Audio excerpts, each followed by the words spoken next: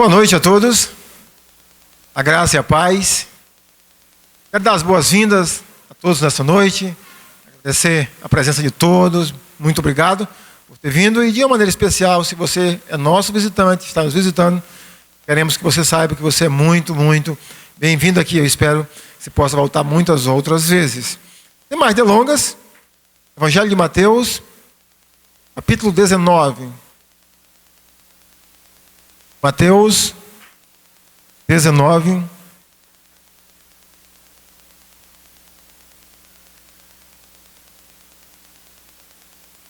Mateus 19. Vamos ler uma passagem bem conhecida que começa no verso 16 até o verso 22. Mateus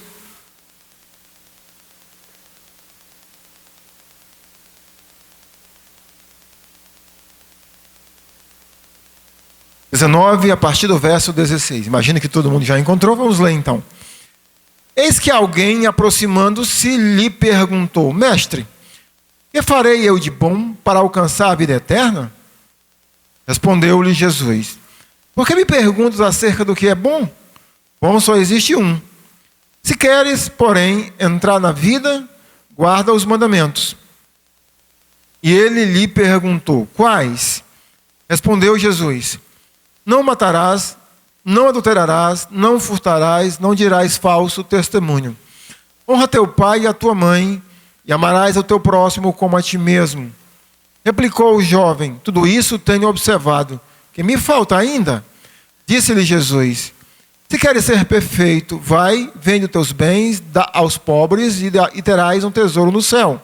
Depois vem e segue-me. Tendo, porém, o jovem ouvido esta palavra, retirou-se triste por ser dono de muitas propriedades. Vamos orar mais uma vez? Nosso Deus, cremos na direção e no poder do Teu Espírito, tanto nas nossas vidas como na operação dEle aqui nessa noite. Nos submetemos a Ele e pedimos, Senhor, a direção do Teu Espírito, para que tudo o que possa acontecer aqui nessa noite, o que já aconteceu, o que ainda acontecerá, seja para a honra e glória do Senhor Jesus. Mais uma vez te peço que o Senhor prepare nossas mentes, o nosso coração, para que a Tua palavra, Senhor, seja absorvida por cada um de nós e que nós possamos compreender a Tua mensagem para as nossas vidas nessa noite. Pedimos isso em nome de Jesus. Amém. Dependendo da área de estudo que você tem mais, eu não sei se a palavra seria mais afinidade, ou que você, de repente, no momento, é que você está mais exercitando. Mas quando você começa a estudar um determinado assunto, tema, é natural que perguntas comecem a surgir. E essas perguntas, muitas vezes, nós não temos as respostas para a mesma. E a gente começa a pensar em pessoas, autoridade naquelas áreas, naquela área, que pode ser referência para a gente, para responder a gente, se a gente pudesse ter a oportunidade de conversar com essa pessoa, para nos responder, tirar as nossas dúvidas. Desde um professor em sala de aula até, no nível de pessoas que estão, de repente, num patamar bem mais alto de intelectualidade. É uma experiência que eu vivi há alguns anos atrás. Eu morava em Cruzeiro do Sul. E o irmão Russell Shedd, talvez alguns jovens talvez não conheçam, mas faleceu, se não me engano, no ano passado. Mas era um teólogo dos mais, se não o mais conceituado do Brasil. Senhor, de um testemunho e de uma intelectualidade reconhecida no Brasil e no mundo, escritor de dezenas de livros. E eu tinha, às vezes, lendo algum comentário dele, eu tinha muita vontade de conversar com ele pessoalmente. Quando, de repente, um dia a gente conseguiu um link, a igreja onde eu congregava, trazê-lo para a conferência da nossa igreja. E como eu era um dos pastores da igreja, um determinado dia, estávamos tomando café. Eu e o Dr. Shedd. Eu digo, hoje eu pego ele. Eu tinha algumas dúvidas, mas eu tinha uma crucial. que era, não sei se os irmãos sabem, já ouviram falar dessa passagem, aquela passagem lá de 1 Samuel, quando Saul vai consultar médium e lá aparece o espírito de Samuel. Digo, hoje eu tiro minha dúvida. E tomando café com o irmão Shed, e aí eu perguntei para ele, estou chamando de irmão Shed porque daqui a pouco vocês vão entender, porque eu estou chamando ele de irmão. Aí eu falei assim, doutor Shed, vocês que são teólogos, o que vocês acham, como vocês explicam essa passagem bíblica? Aí eu citei. Aí ele já entrou assim com os 2 pés nos meus peitos. Ele disse, irmão, quem doutor e quem teólogo? Quem sou eu para estudar Deus? Aí já me quebrou, né? Aí perguntei a ele. Eu estava ansioso para ouvir a resposta dele. Quando eu fiz a pergunta, e ele sem a menor ironia, ele olhou para mim e disse, o que é que o irmão acha dessa passagem? Eu queria ouvir ele. Ele perguntou o que é que eu achava. A conversa depois, né, se desenvolveu, ele me deu alguns esclarecimentos, mas talvez você tenha alguém na sua vida, ou alguém que você tenha vontade de sentar com ele, e talvez até perguntas a respeito de assuntos bíblicos. Hoje, para mim, né, eu tenho um autor que eu sou fã número 1 dele, ele não é brasileiro, Donald Carson. Eu tenho, né, uma admiração muito grande por ele, pela intelectualidade dele. Tenho dezenas de livros, comentários dele. Eu teria vontade de fazer algumas perguntas para ele. Mas às vezes, irmãos, pessoas nos fazem perguntas e quando a gente começa a conversar com essas pessoas a respeito dessas perguntas que elas nos fazem, não necessariamente sobre um assunto específico da Bíblia ou de uma outra área de conhecimento, mas às vezes sobre a vida. E quando a gente começa a ouvir essa pessoa, ou o que ela fez com aquilo que ela perguntou, daquilo que ela perguntou, eu quantas vezes já me perguntei, por que essa pessoa perguntou? Porque às vezes ela pergunta, ela já tem a sua resposta. Já aconteceu isso com você? Ela pergunta, mas ela já tem a sua própria opinião formada sobre aquele assunto. Porque às vezes as pessoas pedem conselho. Eu, na experiência ministerial, já aconteceu algumas vezes, irmãos e irmãs, eles pedem um conselho numa situação específica que eles estão vivendo, a gente dá o conselho e acredite, eles fazem exatamente o contrário daquilo que você orientou eles a fazer, ou ela a fazer. Exatamente o contrário. E a pergunta vem, por que a pessoa perguntou? Por que ela pediu um conselho? Aqui nós temos uma situação bem interessante a respeito de perguntas e respostas. O texto que nós acabamos de ler trata especificamente desse assunto. Alguém que se aproxima de Jesus e faz uma pergunta para Jesus. Essa passagem que nós lemos, ela se encontra no período de tempo, na última semana de vida de Jesus. No início do capítulo 19, no versículo 1, Mateus diz que Jesus deixou a Galileia e veio para a Judeia, naturalmente para Jerusalém, para ali cumprir os últimos acontecimentos da sua vida aqui na terra. Quando chegou em Jerusalém, Mateus relata um encontro que Jesus teve com os religiosos da época, no caso os fariseus, e eles interrogam Jesus a respeito do casamento, a respeito de divórcio. E ao interpelarem Jesus, Jesus expõe para eles aquilo que Deus pensa sobre casamento, por que Deus criou o casamento e a seriedade que é o casamento diante de Deus. Quando Jesus termina de apresentar e responder a pergunta sobre casamento, pessoas trazem crianças para que Jesus abençoe as crianças. Jesus começa então a abençoar as crianças e a repreender as pessoas que estavam impedindo que as crianças viessem a ele. E nesse interim aparece essa pessoa fazendo essa pergunta para Jesus. E que pergunta é essa? No versículo 16 nós temos a pergunta que se desenvolve todo o texto, inclusive até o final do capítulo 19.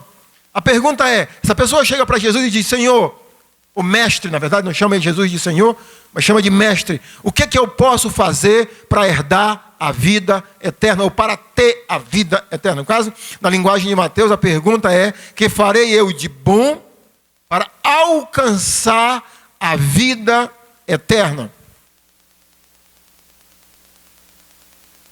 Eu não sei se você alguma vez já se fez essa pergunta.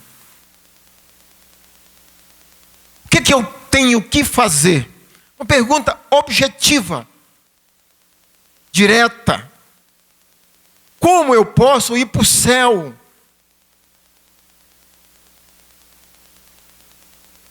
Esse homem faz essa pergunta para Jesus. Então, em primeiro lugar, vamos analisar essa pergunta. Essa pessoa tem nada mais, nada menos, ele não tem um estudioso, ele não tem um rabino, ele tem nada mais, nada menos, ele tem o privilégio, a oportunidade de fazer essa pergunta para a autoridade número 1 no assunto, que é o Jesus Cristo. Mas é interessante que essa pessoa que faz essa pergunta aqui no Evangelho de Mateus, nós só temos 2 detalhes, aliás, um detalhe sobre essa pessoa. No versículo 20 diz que ele era jovem. Então essa pergunta ela se torna interessante porque alguém que faz essa pergunta é um jovem. Talvez não seja um jovem na casa dos 15 para os 20 anos. Possivelmente um homem ali próximo dos 30 anos. Mas por que eu digo que é interessante esse detalhe que é jovem? Porque me parece que muitas vezes vocês jovens, eu não digo mais, né, irmão Clodomir, nós os jovens, vocês os jovens, acham que não vão morrer. Parece que a morte não faz parte da realidade de quem é jovem. Olha, já se passaram alguns anos, mas eu não era nem jovem, eu era adolescente. E essa pergunta já me atormentava. O que é que eu tenho que fazer para ir para o céu? Mas esse jovem, ele também tinha uma perspectiva correta de vida após a morte. Ele acreditava, ele tinha a perspectiva de que a vida não é só isso aqui, há vida após a morte. Mais especificamente, há um céu e, naturalmente, um inferno. Embora o texto não mencione o inferno. Mas além desse homem ser jovem, Marcos acrescenta que ele era um homem rico. Jovem e rico. Aí que piora tudo, né? Porque o jovem pobre já acha que não vai morrer. Aí o jovem rico, aí que ele acha mesmo que é o dono do mundo. E Lucas diz que ele era um homem de posição. Ele era jovem, rico e de posição, mas é incrível que Marcos relata que ele, ao se aproximar de Jesus, ele se coloca de joelho para fazer essa pergunta para Jesus. Ele ajoelhou-se e perguntou o que ele tinha que fazer de bom para alcançar a vida eterna. Essa pergunta, há pelo menos 2 erros muito claros nessa pergunta, a respeito da perspectiva desse homem que faz a pergunta. O primeiro erro que esse homem comete nessa pergunta, talvez você não perceberia, é que ele diz assim: que farei eu de bom? Há um erro conceitual que esse homem tem a respeito dele e da humanidade. E qual é o erro? Ele tem um conceito de que a humanidade é boa. E que por ser boa, o ser humano pode fazer alguma coisa de bom como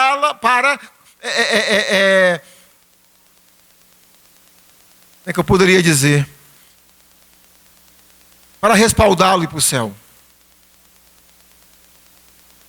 Então, o primeiro erro dele é: ele pensa que é bom. E por pensar que é bom, ele acredita que por seus próprios esforços ele pode alcançar a vida eterna. O segundo erro que esse homem comete é a respeito da pessoa de Jesus. No texto de Mateus não aparece claramente ele chamando Jesus de bom mestre. Mas no texto de Marcos ele diz bom mestre. Por que no texto de Mateus eu digo que não aparece claramente, mas aparece implicitamente? Porque no verso 17 Jesus pergunta assim: quem é bom? A não ser um só. Por que Jesus responde isso para aquele jovem? Será que Jesus está dizendo que não é Deus? Será que Jesus está admitindo pecado na própria vida, que ele diz que ele não é bom? Lembre, Jesus disse para aquele homem que, em primeiro lugar, ele não é bom. Mas aquele homem acreditava que ele e a humanidade pode ser boa. E Jesus está dizendo mais ou menos assim para ele: se você me vê apenas como um mestre, um homem, eu não sou bom. E deixa eu aproveitar para fazer uma paradinha aqui. Gente, eu nunca me considerei uma pessoa extremamente inteligente. Eu lembro que minha professora de literatura do ensino médio uma vez falou para minha irmã assim, me elogiando: seu irmão soubesse a capacidade que ele tem, mas eu não sabia. E eu acho que eu nem sei. Mas por que eu estou falando isso? Porque eu vejo pessoas tão inteligentes que dizem não acreditar que Jesus é Deus. Preste bem atenção. Pessoas extremamente inteligentes dizem não acreditar que Jesus é Deus. E essas mesmas pessoas que dizem que Jesus não é Deus, elas dizem que Jesus é um homem bom. Você consegue conceber o tamanho da incoerência? Porque se Jesus não é Deus, eu te pergunto, ele pode ser um bom homem? Sim ou não? Não, porque, em primeiro lugar, ele é um mentiroso. Ele enganou muita gente, porque ele dizia que era quem? Deus. Jesus está dizendo exatamente isso para esse homem. Quando ele diz assim: quem você disse que é bom? Se você tem essa concepção de que Jesus foi um bom mestre, um bom homem, mas ele não é Deus, talvez seja uma das maiores contradições que você tem alimentado na sua vida. Não pode. Jesus não pode ser um bom homem sem ser Deus. Ele só pode ser um bom homem sendo Deus. Então, o segundo erro que esse homem comete é a respeito disso. Achar que Jesus é meramente um bom homem. Meus irmãos, alguns anos atrás, uns 3, 4 anos atrás, eu li um livro chamado Deus, um Delírio. O escritor desse livro é o maior expoente do ateísmo na atualidade. É um biólogo de Harvard chamado Richard Dawkins. Você não precisa ler o livro para entender as ideias do Dawkins. Basta você assistir aquele filme Deus Não Está Morto, o primeiro. Aquele filme é uma réplica ao livro do Dawkins. Mas naquele livro, por várias vezes, o Richard Dawkins diz que a maior praga, a maior desgraça da humanidade é a religião. Porque é por causa da religião que a humanidade cresce aprendendo esse conceito de que há um Deus.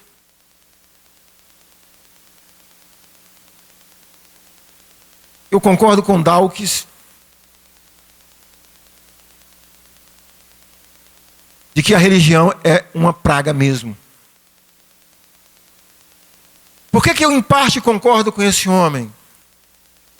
Eu não concordo com ele no sentido de ensinar a respeito de Deus.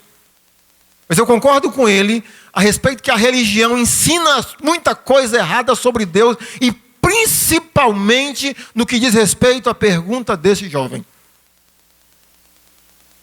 Meus irmãos, o que é que todas as religiões do mundo, independente de onde ela vem, o que é que elas ensinam para o ser humano a respeito de como se vai para o céu? O que é que elas ensinam?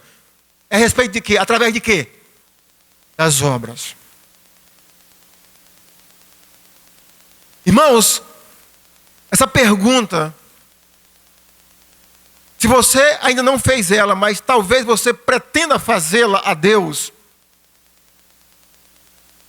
para você poder ouvir a resposta de Deus, você tem que se despir totalmente de tudo que você aprendeu sobre salvação, sobre vida eterna na sua vida. Porque quando o que aprendemos tem a ver com o que esse homem aprendeu. O que é que eu tenho que fazer? É eu tenho que fazer. Um outro cuidado que nós devemos ter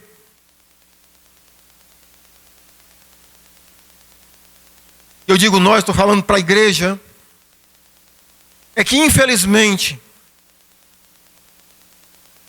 todos nós, ao abrirmos a Bíblia para estudar qualquer assunto que ela ensina, nós colocamos nos nossos olhos o óculos que traz uma lente, a interpretação dos conceitos errados que temos sobre Deus.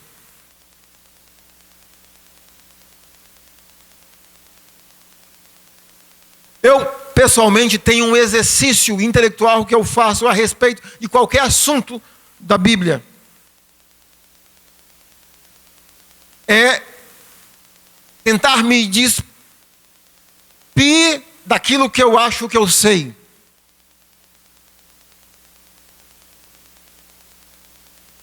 Para mim tentar ouvir, aprender o que de fato a Bíblia está ensinando. Porque, meus queridos, a Bíblia pode confirmar muitas crenças erradas, assim você queira quebrar o contexto.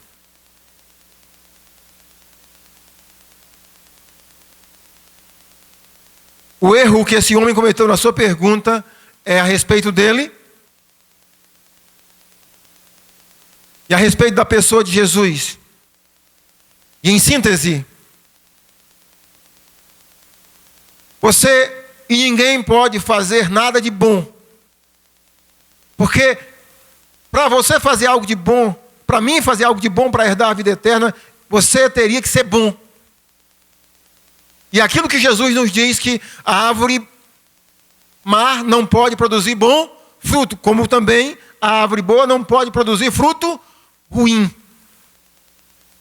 É impossível você fazer alguma coisa de bom para contribuir para a vida eterna, para te dar a vida eterna, porque ninguém é bom. Ninguém. Então, nessa pergunta desse homem, nós encontramos esses dois erros. A pergunta está baseada no eu.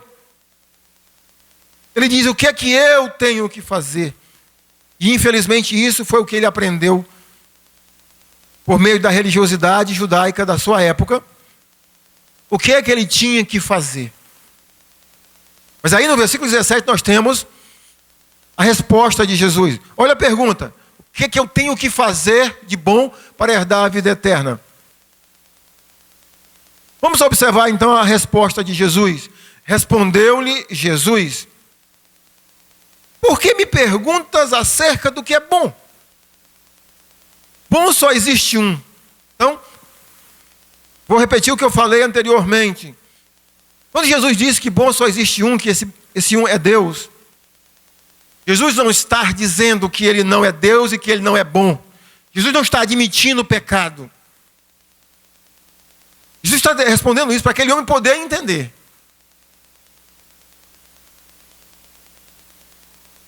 Perfeição só há em Deus. Só Deus é bom. Então, a premissa de Jesus para aquele jovem, para aquele homem é: você não é bom. Escute, se você quer de fato a resposta para essa pergunta, você precisa internalizar isso no seu coração. Você não é bom, você é mau. Você precisa entender o que a Bíblia diz. Não há nenhum justo, nenhum sequer. Todos pecaram e carecem da glória de Deus. Você entende isso?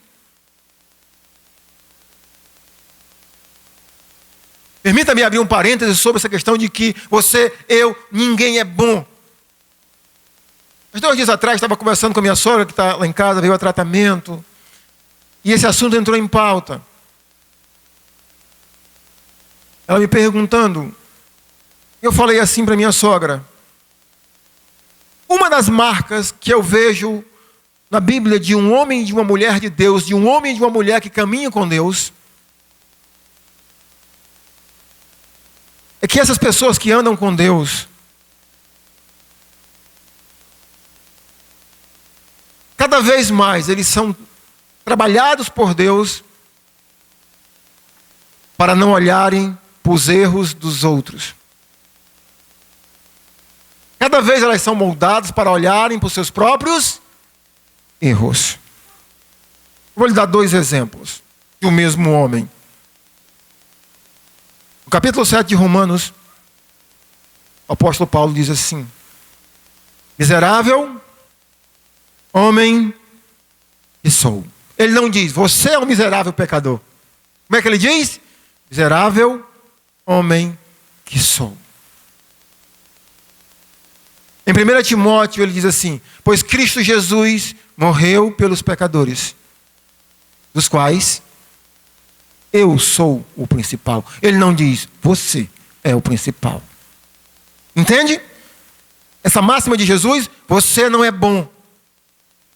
E quando você se depara com a graça de Deus, você é moldado por ela para olhar quem você é. Para que eu possa olhar quem eu sou.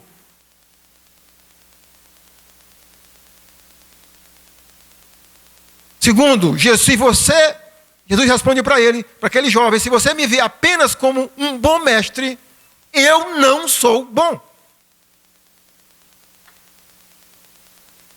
Pense um pouco sobre isso. Mais uma vez, se você olhar para Jesus apenas como um enviado de Deus, um homem que vem trazer uma mensagem, inclusive tem uma música que a gente canta, que ela traz até uma mensagem um pouquinho assim, suspeita. Ele veio ao mundo para ser mártir da paz. Ele não veio ao mundo para ser mártir da paz. A Bíblia não ensina isso. O que a Bíblia ensina? Ele veio ao mundo para ser o príncipe da paz. E há toda uma diferença. Ele não veio para ser um mártir. Jesus não veio para ser um mártir. Para dar exemplo no sentido, não sejam como eu, ninguém vai conseguir. E quando Jesus disse que ninguém é bom, é a premissa dele para aquele homem, no texto ele desenvolve 2 argumentos para mostrar que ninguém é bom. Argumento número 1, versículo 18, ele diz assim, ainda no versículo 17, ainda ele diz assim: se queres, porém, entrar na vida, guarda os mandamentos. Aí a cabeça da gente pira, né? Jesus está ensinando salvação por meio das obras. Olha a primeira resposta de Jesus: ninguém é bom. Quando Jesus, irmãos, coloca essa situação para esse jovem, nós precisamos entender qual é a função da lei no que diz respeito à salvação. Quando Jesus diz para aquele homem, guarda os mandamentos, no verso 17, ele está pelo menos dizendo 2 coisas claras a respeito disso aqui. A primeira coisa, você me pergunta, homem, jovem, o que você tem que fazer de bom? Deixa eu te mostrar aqui o padrão de Deus. Aí Jesus cita alguns mandamentos, mais especificamente os mandamentos da segunda tábua da lei, que são os mandamentos de ordem horizontal entre a gente. Ele vai dizer: não matarás, não adulterarás, não furtarás e não dirás falso testemunho, e honra teu pai e a tua mãe, e amarás a teu próximo como a ti mesmo. Embora lembra que esse mandamento aqui não está explícito nos 10 mandamentos. Ele é um resumo dos 6 mandamentos que nós acabamos de citá-lo. Jesus aqui transcreve ele do livro de Levítico, quando o escritor de Levítico diz para a gente amar o nosso próximo como a gente mesmo. Então, Jesus está dizendo para aquele homem, olha o padrão de Deus. Como é que você quer fazer alguma coisa de bom? Olha o que Deus exige. Era para aquele homem olhar para aquele obstáculo e dizer, realmente, eu não sou bom. Mas, no Novo Testamento nós temos explicações de qual o objetivo ou qual o objetivo da lei de uma pessoa. Eu vou citar 2 objetivos que o apóstolo Paulo cita no livro na carta de Paulo aos Romanos. No versículo 7 do capítulo 7 ele diz assim: eu não conheceria o pecado se a lei não dissesse, não cobiçarás. Então, quando o apóstolo Paulo diz que ele não conheceria a cobiça se não houvesse uma lei que dissesse não cobiçarás, ele está dizendo que a lei tem esse objetivo. Não é que eu sou salvo por meio da lei. A lei mostra exatamente o que Jesus está dizendo para aquele jovem. Quem é bom a não ser Deus? Se você não entende o que Paulo está dizendo, que se a lei não dissesse não adulterarás, não havia pecado de adultério, que eu ilustrasse. Eu não sei aqui quem... Eu vou perguntar, e você levanta a mão se você viveu. Quem viveu o período no Brasil onde não era crime, se a palavra correta é essa, andar sem capacete? Levanta a mão aí. Salvo engano, foi exigido andar de capacete depois dos anos 90. Antes, era permitido. Não era obrigado ninguém andar de capacete de moto. Então não era crime, porque não havia uma lei que dissesse. Eu lembro que nesse período, tinha 18 anos, e havia um homem lá em Cruzeiro, acho que ele ainda é vivo, e ele tinha uma cabeça muito grande. Não tem, né, se for vivo. Não vou dizer o nome dele. E um amigo meu conta, é policial militar, quem conhece Cruzeiro do Sul, estava lá naquela guarnição, perto do Garapé Preto, e ele vinha de moto, sem capacete. E o meu amigo parou ele, ia multar ele, porque ele estava de moto sem capacete. E ele disse assim: você pode me multar. Se você achar um capacete que entra na minha cabeça, pode me multar. Ele tinha uma cabeça respeitada. Então, o amigo disse que quase morre de rir e não o multou, porque de fato ele tinha uma cabeça, ou tem, acho que ele é vivo, não vou dizer o nome dele, eu só vou dizer o primeiro nome, Zé.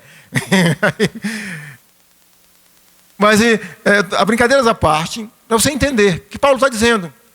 Se não houvesse uma lei que dissesse não matarás, matar não era pecado. No capítulo 3 de Romanos, versos 19 e 20, Paulo diz mais 2 coisas. Primeiro, a lei me culpa diante de Deus, e por meio da lei vem o pleno conhecimento do pecado. Então, quando Jesus cita aqui, conhece os mandamentos, ele está dizendo, olha o que Deus exige. Mas quando Jesus responde isso para aquele jovem, ele diz que observa, ele não consegue, ele é cego. Há um irmão em Cristo, na igreja lá de Cruzeiro, onde eu congregava, onde o Reginaldo, a Marisa, que está aqui nos visitando, congregava. Ontem ele me mandou o convite no Face. Ele, não vou dizer o nome dele também, só o primeiro, os meninos vão saber, o Neto. Ele mandou o convite no Face. Gente, ele nasceu diferente. Ele é muito diferente, muito. Mas desde quando eu morava em Cruzeiro, acredite, mesmo sendo diferente, ele queria namorar com as moças mais bonitas da igreja. Ela está lembrando quem é, Marisa? Mais bonitas da igreja. E os meninos, né, a turma da igreja, brincava com ele. E ele, de fato, ele ia, ele mandava bilhete. Ele queria namorar com as meninas mais bonitas da igreja. Mas ele é muito diferente. Aí, gente, foi ontem, ele me mandou um convite no Face. Ele tem o maior carinho por mim. Eu depois vou contar, eu lembrei de uma outra dele que... Aí, ele todo de paletó, de gravata, mandou o convite no Facebook, eu digo, olha, o neto, não vou dizer o netinho, o netinho. E eu tenho muito carinho por ele. Aí, ele colocou lá, bom dia. Aí eu ouvi, hoje, né, eu olhei lá, bom dia, meu irmão. Gente, ele fez questão de mostrar outra foto dele de paletó. Bom dia, querido. Aí eu chamei o Daniel, digo, Daniel, tu lembra dele? Hoje, lembra dele? Olha aqui. Tadinho. Ele continua achando que é bonito, gente. É mesmo que esse jovem, mesmo com a lei diante dele dizendo, tu é ruim, ele continua se achando bom. Eu lembro de uma cena com esse netinho, eu estava indo para a casa de um irmão jantar, 6:30 da noite, estava escurecendo. E ele é fanho. Ele é fanho, gente. E ele vinha de bicicleta. E alguém ia atropelando ele de carro. Estava escuro, né? Ele de bicicleta. Gente, ele parou na esquina. Gente, ele só não chamou aquele homem de crente. Aí eu parei o carro e fiquei olhando. Que eu tenho essa história, fiquei olhando. Quando ele terminou de espraguejar o homem que ia atropelando ele, aí eu desci o vidro do carro e olhei e digo, netinho! Quando ele me viu, ele falou assim, meu Deus, o pastor! E eu pensei nele, quando ele mandou aquela foto, gente, assim, eu realmente amo ele, tá? Eu amo ele, ele é uma pessoa muito especial para mim. Acho que o presente mais precioso que eu já ganhei foi daquele rapaz. Não por causa do presente que eu amo, mas ele continua achando que é bonito. Por que eu estou dizendo isso? Porque parece que aquele rapaz, ele não tem um espelho diante dele para mostrar que ele é diferente. Meus irmãos, a palavra de Deus, e mais especificamente a lei de Deus, escute só, ela tem essa função. Ela é um espelho, não do nosso rosto, do nosso coração, para mostrar o quanto somos feios diante de Deus. Mas infelizmente nós somos igual àquele rapaz. Mesmo diante disso, continuamos nos achando bonitos. Achando que merecemos namorar com as moças mais belas que estão perto de nós. Mas Jesus está respondendo para aquele jovem, você é muito feio. E mesmo assim, ele diz, sou não. Jesus dá o segundo argumento. Verso 21.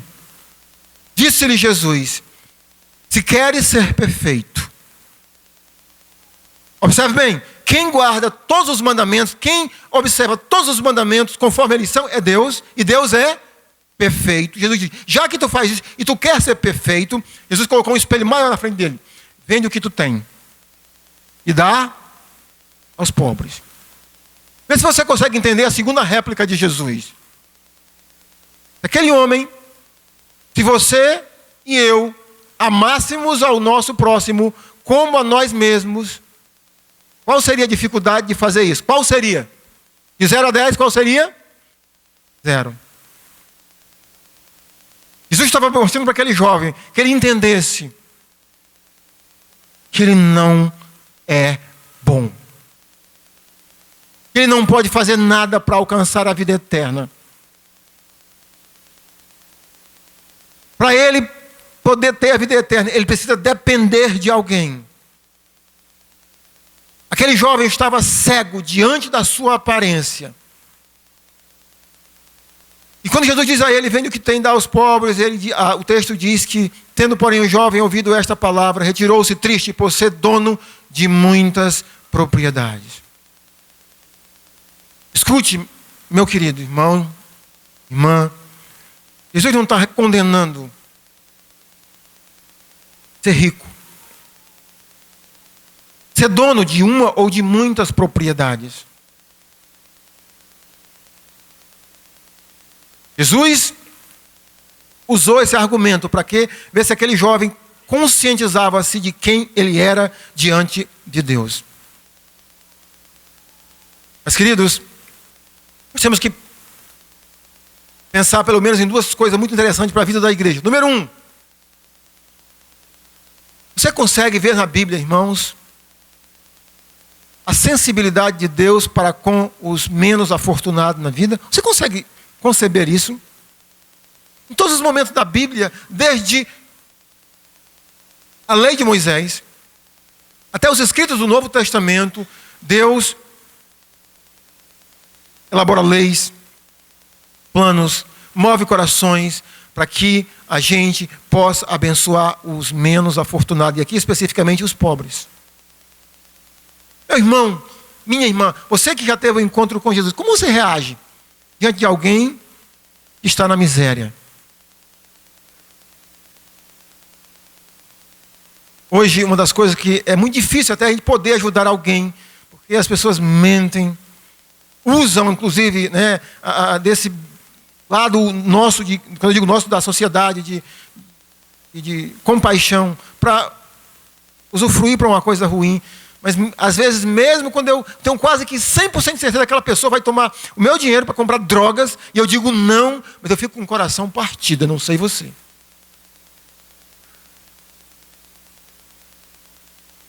Como você se comporta diante de alguém que não tem?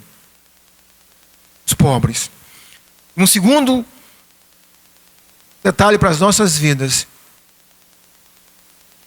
Irmãos, você crê numa salvação que é Deus que realiza ela de A a Z, sim ou não? Amém? Então você percebe, irmãos, que Jesus tentou fazer, buscou fazer, fez para que esse jovem pudesse entender, compreender e aceitar a graça de Deus. Jesus usou todas as ferramentas que lhe estavam ao alcance, para que esse homem entendesse que ele era um necessitado da graça de Deus. Meu irmão, como você reage diante das pessoas que precisam da graça de Deus? Qual é o seu limite de tolerância para explicar o Evangelho para essas pessoas? Ou você simplesmente diz assim, eu vou pregar, se ele quiser crer, que creia.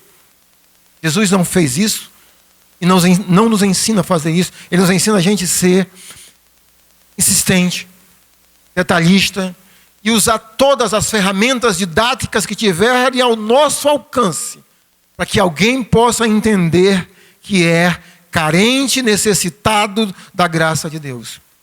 Para a gente terminar, a pergunta do jovem é: o que eu tenho que fazer de bom para herdar a vida eterna? A resposta de Jesus é: você não pode fazer nada. Então, assim, como é que alguém vai para o céu? O texto continua, a história continua. Jesus diz aos discípulos, aos apóstolos, como é difícil um homem, uma pessoa rica, herdar o reino dos céus. Jesus usa aqui a chave. Por que é tão difícil? Alguém que confia naquilo que tem. E essa confiança, queridos, é pecaminosa quando você confia em quem você é para ir para o céu. Quando você confia na sua religião para ir para o céu. Quando você confia na sua igreja para ir para o céu, ou até mesmo, no caso aqui desse jovem, havia algo cultural no meio dos judeus, que quem era rico era abençoado por Deus. Porque Abraão era abençoado por Deus e foi um homem rico. Isaac é abençoado por Deus, um homem rico. Davi é abençoado por Deus, um homem rico. Então, os discípulos dizem, mas Senhor, então assim, quem pode ser salvo? No versículo 25. E Jesus responde no verso 26. Jesus, fitando neles o olhar, disse-lhes, observe, grave bem, a salvação, ela é impossível para o ser humano alcançar. Por que é impossível? Porque o ser humano é pecador, carente da graça de Deus. A salvação só é possível por causa de Deus, que mandou Jesus vir neste mundo para dar a sua vida na cruz. Por meio do sacrifício dele, a gente crendo, a bondade, a perfeição, a justiça de Jesus seja colocada, atribuída, depositada na vida daquele que crê. A salvação só é possível em Jesus. E para você obter a resposta dessa pergunta e crer, você precisa crer no sacrifício de Jesus. Receber Jesus Cristo como teu Salvador, de entregar a tua vida para Ele, de entender que você está falido diante de Deus, que somente Deus, por meio da sua misericórdia, compadeceu-se de você, da miséria sua, e deu o seu Filho Jesus Cristo, lá na cruz do Calvário. A salvação só é possível por causa de Deus. A salvação é de Deus. E o ser humano, ele pode tomar posse dela por meio da fé em Jesus Cristo, o sacrifício que ele realizou na cruz do Calvário. Vamos ficar de pé, vamos orar mais uma vez?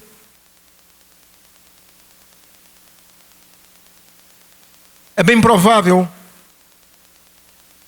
que hoje à noite tenham pessoas aqui que estão com essa pergunta no coração: como eu posso descansar, ter uma resposta objetiva de como ter a vida eterna, a salvação da minha alma? Eu espero que eu tenha sido claro. Jesus Cristo fez o que precisava ser feito para que você tenha fé nele, no sacrifício dele. Clame por ele e obtenha a salvação da sua alma. Espero que você tenha entendido. Eu, você, todos nós não somos bons. Somos maus, carentes da graça de Deus. E somente por meio dela, pela graça de Deus, alcançaremos o céu. Porque, diferente desse homem que afastou-se de Jesus, nós nos aproximamos de Jesus. Decidimos seguir Jesus para obter exatamente o presente da vida eterna, crendo no que Ele fez, andando com Ele, para ser como Ele, não para ir para o céu, porque sabemos que Ele é o caminho, a verdade e a vida, e seguindo Ele, seguiremos para o céu. Vamos orar. Nosso Deus e Pai, que a Tua palavra nessa noite tenha sido lâmpada, luz, para cada mente e coração. Precisa, Senhor, em primeiro lugar, tomar a decisão mais importante e crucial da sua vida, que tem a ver com a eternidade, que tem a ver, Senhor, com a sua vida eterna. E possam ter entendido que a vida eterna só é possível por causa do Teu grande amor que o Senhor teve para com cada um de nós em ter enviado Jesus Cristo a este mundo, o Teu Filho, e viveu uma vida perfeita. Entregou-se naquela cruz como sacrifício perfeito. Deu a sua vida para que pela fé cada pessoa que crê em Jesus Cristo possa obter o presente da vida eterna. E que hoje à noite o Teu Santo Espírito esteja levando nesse momento pessoas até a cruz, recebendo Jesus, crendo em Jesus, depositando a sua confiança não naquilo que elas são, mas naquilo que o Senhor é e fez. Que o Senhor possa lhes dar o presente da vida eterna, que elas descansem, tenham paz no coração, e que o Senhor já fez tudo que nós não podíamos fazer. Que o Senhor possa trazer salvação nessa noite, em nome de Jesus. Amém.